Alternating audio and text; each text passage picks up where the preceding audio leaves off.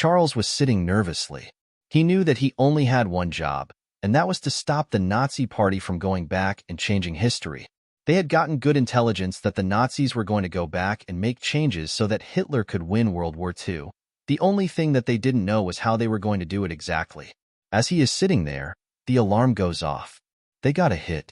The Nazis have went back to December 5th, 1941. Charles was thinking, what is the point of that date? Japan attacked Pearl Harbor 2 days later, but what does that have to do with Hitler? I better go check it out. He gets into the time machine, called the TM-002. He gets nervous as he gets in because he cannot get the sight of the TM-001 exploding during the testing phase. He decides to go to December 7th first and try to find out what was the change. As the machine starts up and heads back, he starts sweating from nervousness.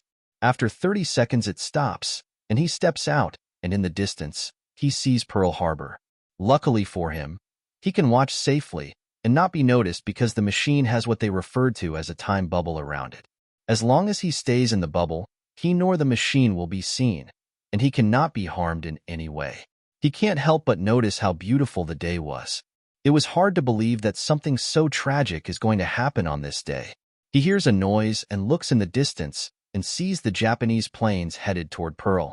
Charles notes that this has not changed, but as they get closer, he can't help but notice that there are not as many planes as he thought there would be. He hears the explosions from the bombs falling onto the ships. He looks to his left and sees an older couple sitting there listening to the radio. That's when he hears the news report.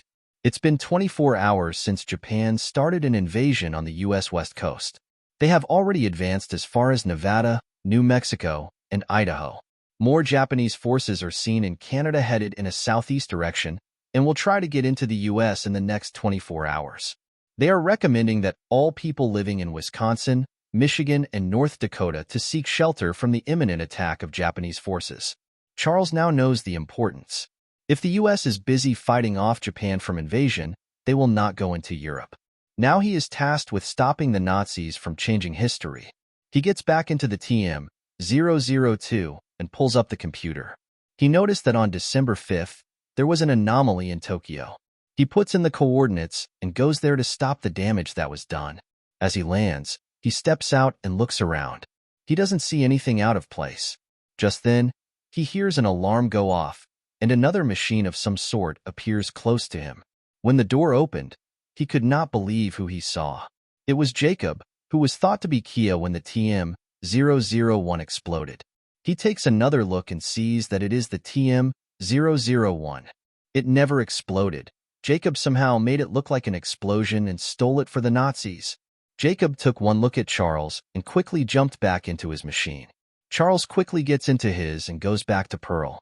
He sees the attack happen as history shows.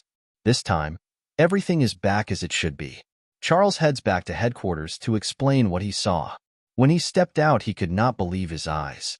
Everywhere he looked is destruction. Buildings are flattened, and there is no one around. He turns around and pulls up the computer to find out what happened. He found a news article from Chicago back in 1967 that talked about a new weapon that was used by the Chinese that was dropped on New York and D.C. Millions of people were killed instantly, and the damage was catastrophic. The weapon released a chemical that made the two places inhabitable, and anyone who went into these areas died within 12 hours. They have no idea what was used because there is no known element that could cause this. Charles quickly turns back and looks to find where Jacob could have went. He notices that the computer is showing an anomaly in the future, to the year 2142 to be exact. He quickly goes there, and after landing, Jacob lands next to him. Jacob again runs BAC into his machine when he notices Charles. This time, Charles quickly follows him into the TM-001. When he gets in, he quickly tackles Jacob. Jacob fights him off, but Charles quickly subdues him and cuffs him to a bar next to them. Jacob, what the hell is going on? I'm doing what it takes to make the world a better place. Yes, I stole the TM-001, but not for the reason you were thinking. I saw the future and saw the devastation that the war between the US and China has done to the world. It was awful, and the worst part is that we actually started the damn war. We started the war that ended the lives of millions and caused the collapse of all major world governments. We created a world that's in poverty, war, millions dead, famine, and all that.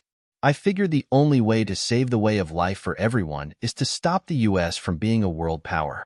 That's crap and you know it. Use that knowledge, and let's change the way things are done to prevent that from happening. Changing the past isn't going to make things better. It will make things better overall.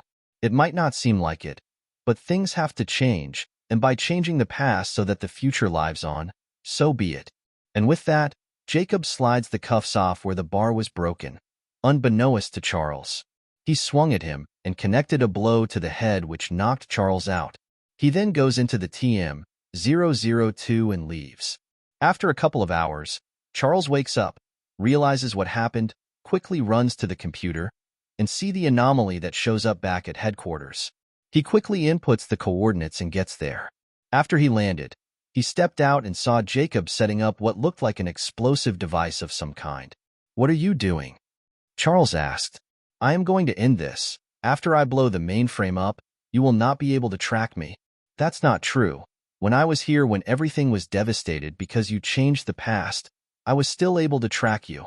"That's because the mainframe was still active. I have to destroy the mainframe at its source to prevent you from tracking me." "Why would you think that? The mainframe is also in the TMs.